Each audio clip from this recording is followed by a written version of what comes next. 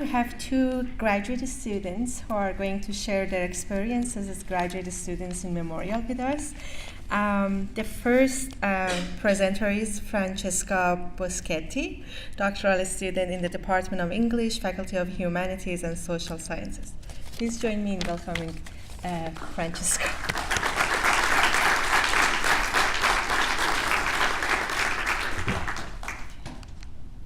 Hello everyone, and welcome once again to Memorial. I'm sure you've heard welcomes from a lot of people today. I'm very glad to be here and welcome you as you commence your journey here as a graduate student. I'm a PhD candidate in the Department of English, and I'm originally from Italy. I came to Newfoundland a few years ago, and first I completed a master's program here, and now I'm enrolled in the PhD. I'm at the end of my journey. So I will be finishing soon. When I first came here, I was in a bit of a shock, I have to admit, because I was coming from the Italian university system, which is quite different from the Canadian one. So I had to adjust to a completely new environment. So it was still academia, but it was very, very, very different. I was immersed in a cohort of students that were talking about popular culture in class. Even my professors were talking about North American popular culture. And half of the times, I had no idea what they were talking about. I was the only real international student. There was another student from Oman, but she had been living in Canada for a while. She had attended another program, an undergraduate program at another university in Canada. So she was used to the system. I was not. So I was a bit lost. At the beginning, these were just examples, but there were lots of cultural differences between me and all the people that were surrounding me. So really, during the first week, after having attended classes of the 3 courses that I had to take that semester, I asked myself, what am I doing here? And there was a little bit of crying, like in the slide there, honestly. And I was talking with my friends. I was lucky enough to have a good supporting group of friends here in St. John's. And I was talking with them, and they helped me put things into perspective. So as the speakers before me mentioned, it's really important to talk to people. That is true, and that includes your friends or supervisors, but also people that are at home. Sometimes you want an outside perspective to discuss certain things that you really cannot discuss within the community. And I promise you, it does get better. So you will get to that stage of I can do it, and you can do it. Where to find help? There are lots of offices where you can find help. The speakers this morning, they have already mentioned these, so I'm going to go quick on some of these. Some people mentioned the ISA. Now, actually, the ISA has changed its name. It's called the Internationalization Office, and that's where you check in basically when you get here as an international student. They can help you with many different kinds of issues, from academic, financial to personal issues. They have discussion clubs, coffee clubs throughout the week, so you can make friends there as well. It's not just counselors, it's a very good supporting network of volunteers that work there. You can meet other international students, and I know there are also Canadian students that volunteer there, so that's a really good place to go. Interestingly, I had to deal with the first example there, housing issue, when I first came. So as I was starting my master's program, I was supposed to rent a basement here in St. John's. I got here, right from my flight, I went there, they said, no, we have changed our mind. You cannot rent our basement. So, Internationalization Office, it was one of the places where I went, and they helped me. We discussed what kind of options I had. So really, if you have any issue, you might want to check with them. If they cannot directly help you with it, they can direct you to someone else. They also have a newsletter that is very helpful because it lists all kinds of opportunities on campus, volunteering, all sorts of things. International student groups, you will find a list of these on the MAN website. You can just search that on the MAN website. You can also form an international student group yourself. You can talk with the GSU about that. There are also plenty of international students that have been here for a while, and they will be happy to help you. You can even stop people in the corridor. Most of the times they're very friendly, they will help you out. And I always say during these presentations, if you find someone who's not helpful, just go find someone else. Because you will find people that will be mean to you, but don't see that as a reflection of yourself not being good enough. It's their problem. Just go find someone else. You will find someone who can help you out. And even ask Canadian students, they can help you as well. Student Code of Conduct Office. This is really important. You will find the officer at the UC on the 3rd floor, where there is the Answers office. It's very important for you to familiarize yourself with the Student Code of Conduct because you need to know what are the expectations and obligations that you have here at Memorial, especially for international students. If we come from another environment, we might have different expectations. So check that out. Student Wellness and Counseling Center, that's very helpful. People have mentioned that before me this morning, and I strongly recommend that for study skills sessions. As we get here, there are certain topics that we struggle to deal with. There are certain skills that we need to develop. Even myself, when I was studying for my comprehensive exams, I went to their office and they taught me how to use mind maps. That was something I was not used to using in my previous studies. I also wrote a couple of years ago, 1.5 years ago, an article after writing my comprehensive exams, and I provided some tips for students that were preparing for their comps. That's a very big step if you're taking a PhD program, but the tips that you'll find there might be helpful also for master's students. So you can just search that through the MAN website, just put my name and you will find it easily. It's about study techniques, strategies, work-life balance, and basically I also have a list of resources of where you can find help, so that's quite handy if you want to check it out. I also have a few slides here with pictures. I remember the first time that I gave this presentation, Ashley encouraged me to include some visuals, so to give you a taste of what grad life might be here for you. So my first tip is to make international friends. At the beginning, you might feel more comfortable talking with the international people because they can relate to you. So I made lots of international friends here. I got familiar with plenty of different cultures. I learned so much, and you will see that it's a really good way to exchange information about different cultures being here at MAN. It's fantastic. Attend cultural events. Here, my Indian friend, she lent me her beautiful traditional outfit, and I was able to learn about Indian culture attending an Indian event here at MAN. We even had Indian food, it was delicious.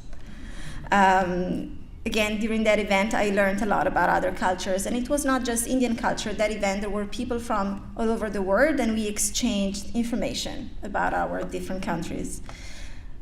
Every year, there is a church here in Elizabeth Avenue, the Anglican Church. They have a Thanksgiving dinner for international students, and you will hear about that from the Internationalization Office newsletter.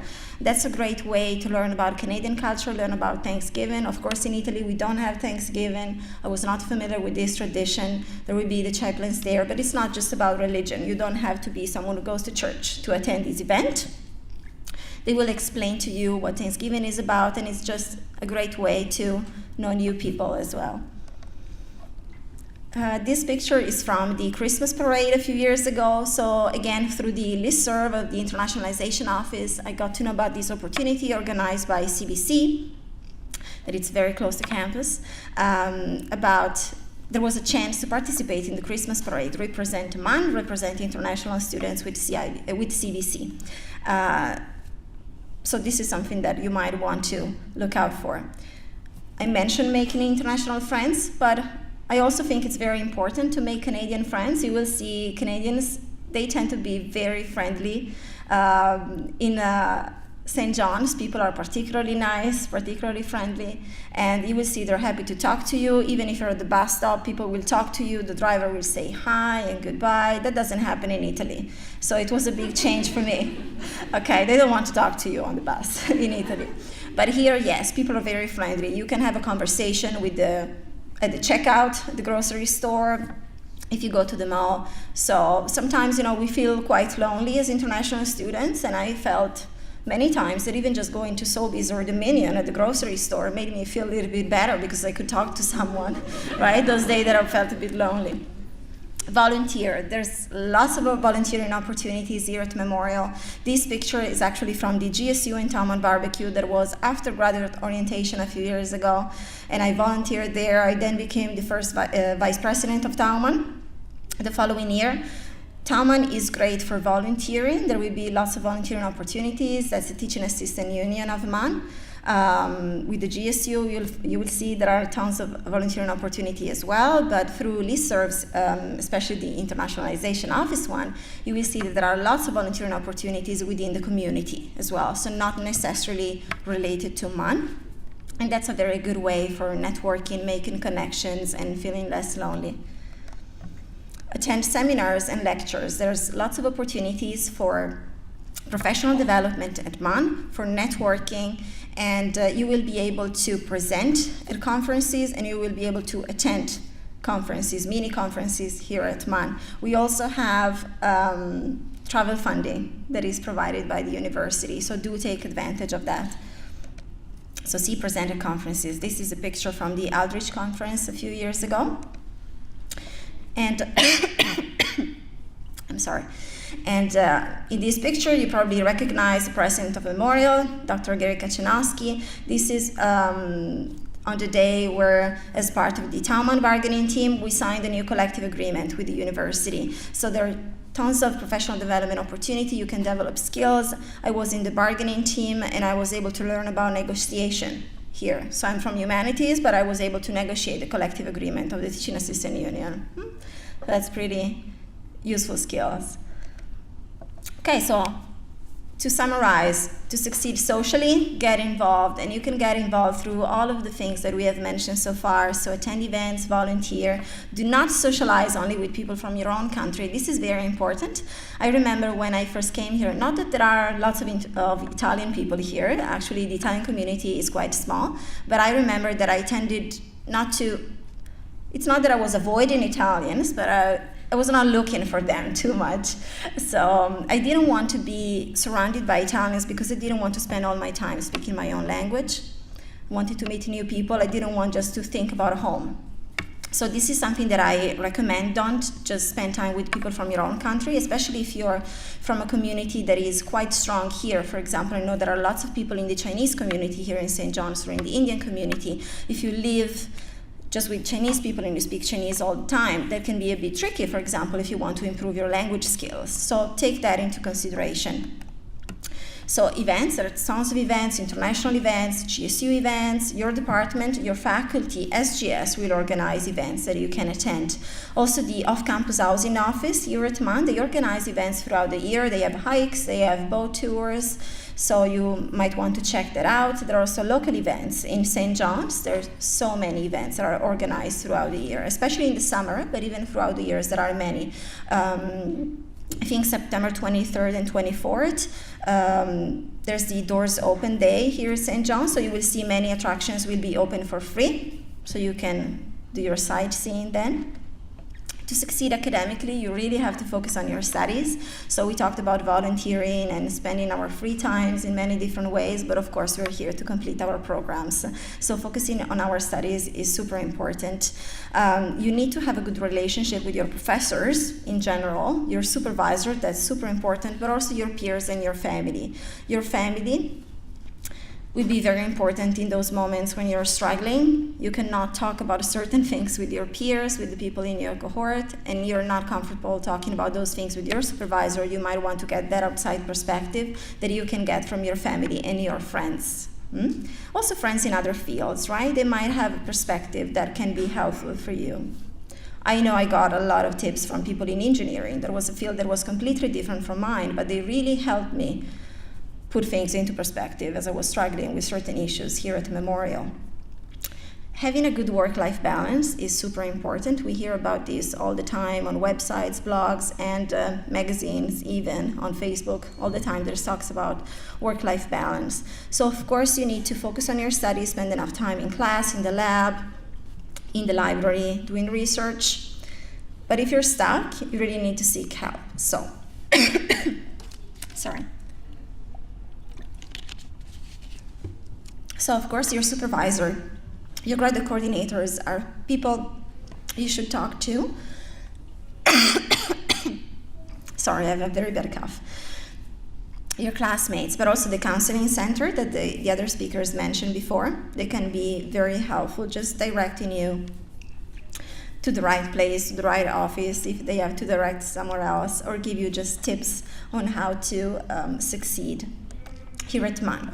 So ideally, we would like to have 50% work, 50% life in our days, but that's not how it's gonna be here in grad school. Many days you will see it's gonna look more like 90% work and 10% life. Some days you might feel you have to be sleep deprived because you need to finish all those essays. I went through that. I remember my first year at MUN, and I'm not proud of that. There were some days I was up until 4 in the morning to finish my readings, and then at 7 I was up because I had a class at 9. That's not something I would recommend to you, okay? Because at the end of that semester, you just feel like you cannot do anything anymore. So try to avoid that. That's why really we should talk to counselors and get tips on study techniques and time management, because we don't want to get into that sort of situation.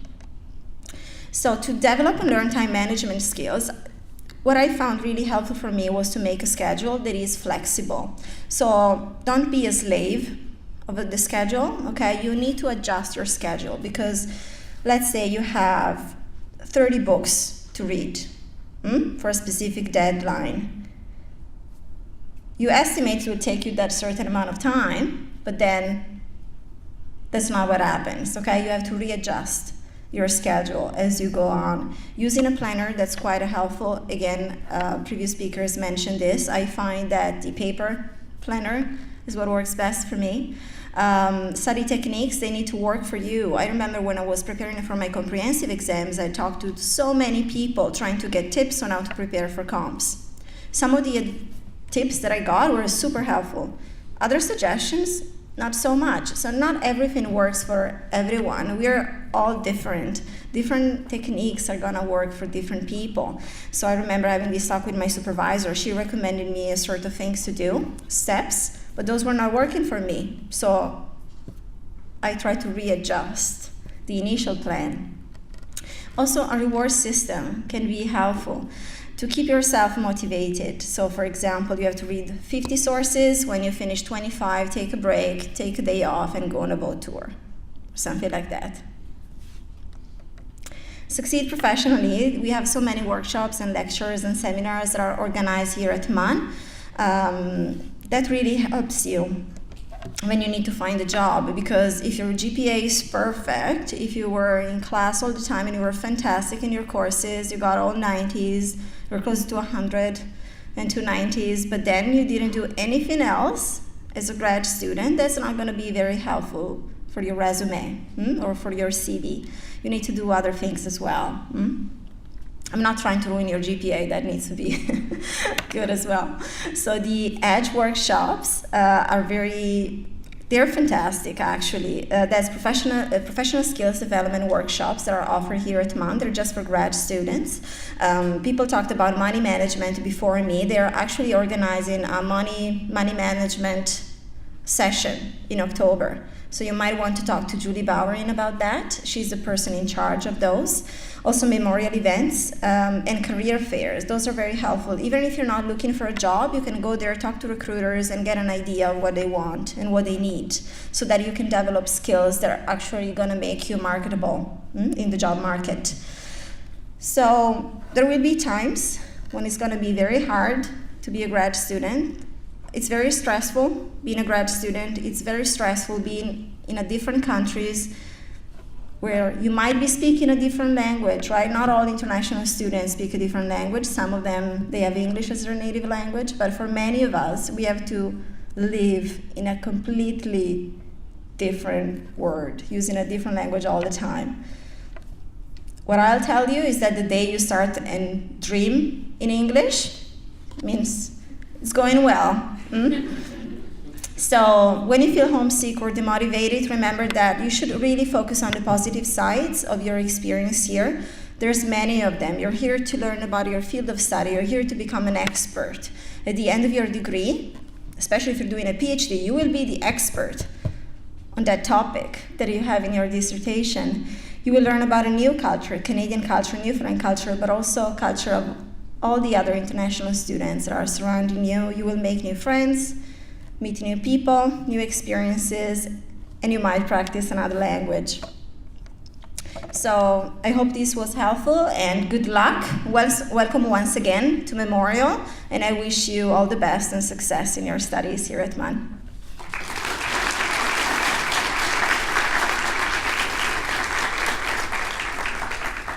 Thank you, Francesca. And I haven't had any dreams in English yet. So, yeah. You will. Hopefully. And the next and the last presenter is Christopher Lively, doctoral student in Department of Psychology, Faculty of Science. Please welcome Christopher.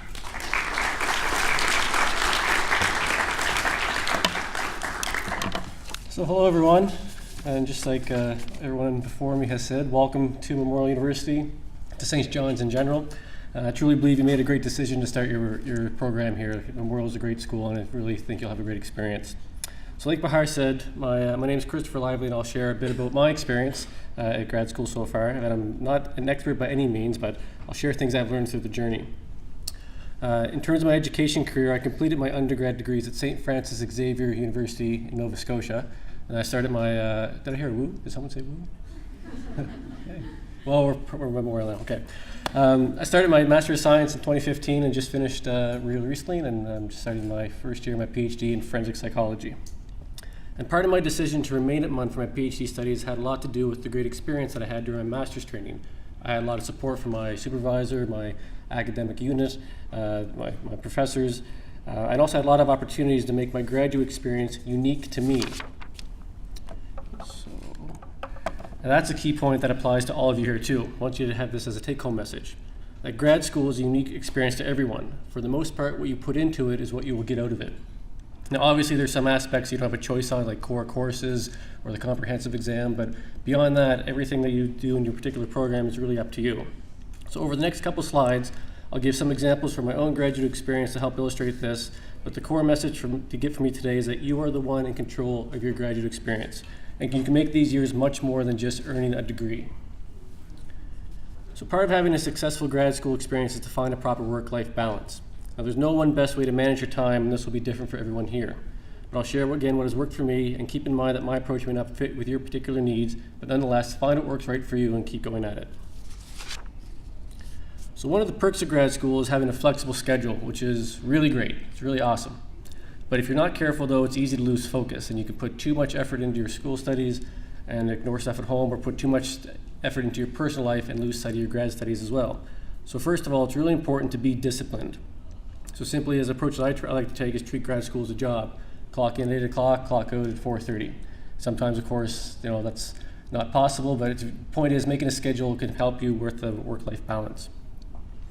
And when you have this work-life balance, it's good you can leave time for friends and family and other things outside of school. And so speaking of friends and family, it's also important to purposely take time to spend it with them. They're your biggest supporters and likely played a big role in getting you here today. So let them know how they can support you. That could be whether they can cook a meal, or they can just leave you alone, that you're too busy, that sort of thing. Now for some of you here, your family might be in a different city, a different province, or a different country altogether. But nonetheless, if you have an opportunity to, I think it's important to reach out to your family again, if it's through a call, text, or Skype.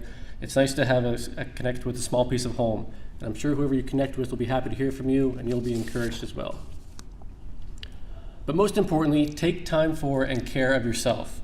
Graduate school is not easy, so be sure to take care of yourself both physically and mentally in order to be at your best. Now, at some points in your studies, it may feel difficult to stay motivated and work on the tasks at hand. And I want to say up front that feeling is completely normal. It's okay to take a break if needed. In order to get back on track, find something you like to do and then do it. So for my example, in my master's thesis, one of the main things I had to do was I had a coding task. I had to code a ton of transcripts, and it was daunting, and at times it was boring, and I just wasn't doing well at it. So I had to walk away from it a little bit. And for me, I'm a musician as well, so I took time to record some music. And then when I came back to my coding task, it was super refreshed and ready to go again. So if you need to do that, please take the breaks from your schoolwork to recharge your batteries. It's better to start up refreshed rather than try to slug through the thick half-heartedly. So now I want to share some tips about how to succeed in grad school that were shared to me at the start of my graduate journey. So I found these tips to be particularly helpful. And again, all of us have different goals and reasons for being here, and you'll have to figure out how this best works for you as well. And some of these tips have already been talked about today, so let's go quickly through them. So the first tip is take advantage of all opportunities around you. And in some cases, these opportunities are going to be very challenging, and you have to go outside of your comfort zone to achieve them. So things aren't always handed to you in grad school either. You need to make your own opportunities. So let me quickly go through 3 simple examples of ways to create and seize opportunities at grad school. The first one is get involved. So this can be with your department, with your university community, student volunteer bureau, committees, societies, associations, whatever it is. Just go get involved. You've heard that message lots today. Aside from the benefits of building up your CV, it also opens up new learning possibilities and fosters new social relationships with other students, faculty members, and community members. So for me, for example, I'm the colloquium series coordinator in my department for our class that we have. I'm the Canadian Psychological Association rep for Memorial University. I've given guest lectures. I'm a graduate student editor for a journal. All these are opportunities that I sought out myself, and I encourage you to do the same in your respective fields. Apply for funding through SSHRC, NSERC, and CIHR. You probably are all very familiar with these tri-council agencies, but keep in mind that there's other sources available as well. So I recommend that you talk to your advisor. There's people in the School of Grad Studies that can direct you to these funding opportunities. And also go to conferences and present papers and posters. Even if you don't necessarily have anything to present, I'd still suggest go to the conference anyway. Conferences allows you to network, meet experts in your field, and you can develop collaborative relationships with other people. So since I've only been here in 2 years, I've gone to Toronto, I've gone to Ottawa, and I've been in London, England to present presentations at conferences. But with all this said here, I want to make 2 quick footnotes about seizing opportunities. So don't think of these items as something you have to do because it's expected of you. Rather, think of them as opportunities, ways to develop a valuable skill set. So take public speaking, for example. Maybe that's not your forte. How are you going to get better at that? Publicly speak. Go to conferences, present in classes, that sort of thing. Challenge yourself. This is where you have to step out of your comfort zone a bit.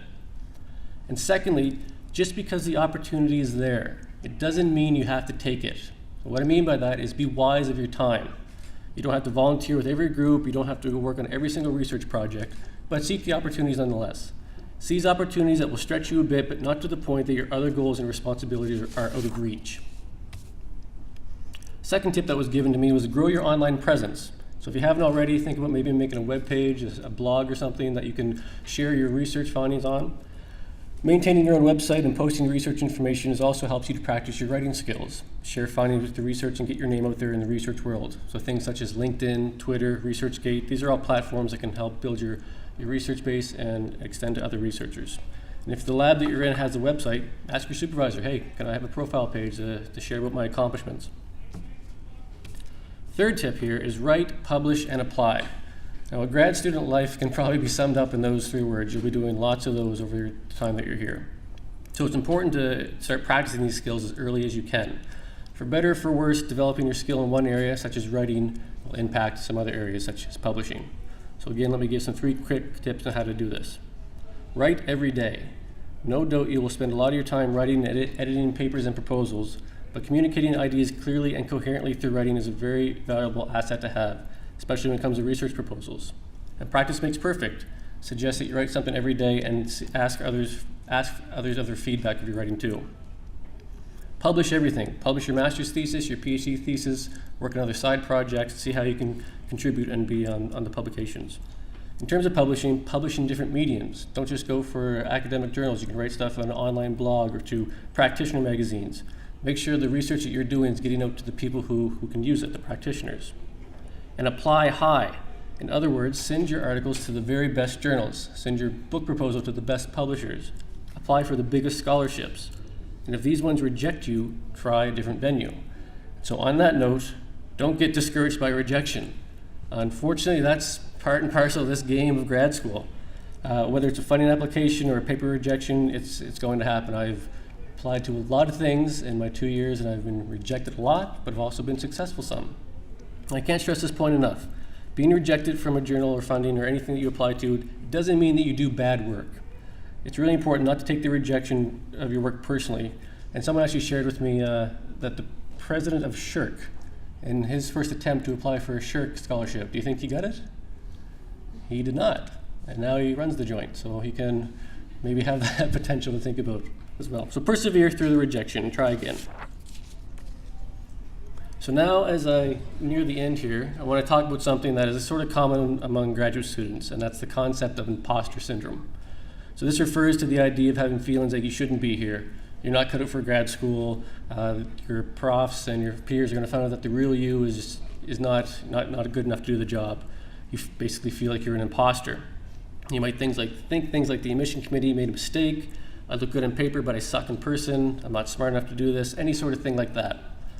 I want to say first off, these thoughts are all very normal. Graduate students, before you have all gone through this, I've gone through this, and you usually feel this at the beginning of your program, but you can feel it at any point in time during your studies. But here's the reality. You're in this room today because you're accepted into the graduate program. This means that you have the right stuff needed to succeed in graduate school, and the committee didn't just accept you because they were looking for someone. They know a good student when they see one. So be encouraged by that, guys. If you ever feel like an imposter, whether it's now or next semester or next year when the work gets tough, please don't worry. It's all very normal to feel this way. But of course, if you do feel this way and you find that it's getting the best of you, as has been said multiple times today, get the help you need when you need it. I am confident enough that I can speak on behalf of your peers and your supervisors, the administration, when I say we want you to do well. We want you to succeed, and we want to do whatever we can to help you be successful. So if you're having struggles of any kind, trouble in your program, personal issues, just feeling inadequate, any type of issue, there's absolutely no shame in reaching out to someone for help. And in fact, I implore you to do that if you need help for anything. Use the resources, and I've noted some on the slide. The other speakers have pointed this out as well. Don't suffer in silence. I also want to take a quick moment just to point out the MUN's graduate student blog. So in case you're not aware, the School of Grad Studies has a couple of grad students, some who may very well be in this room, that write about their graduate journey in an online blog, and I'm one of them also.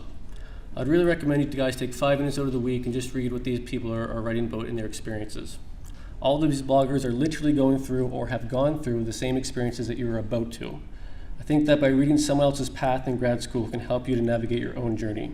At the very least, it'll help you to see that others are going through the same sorts of experiences and feelings that you will feel at some point.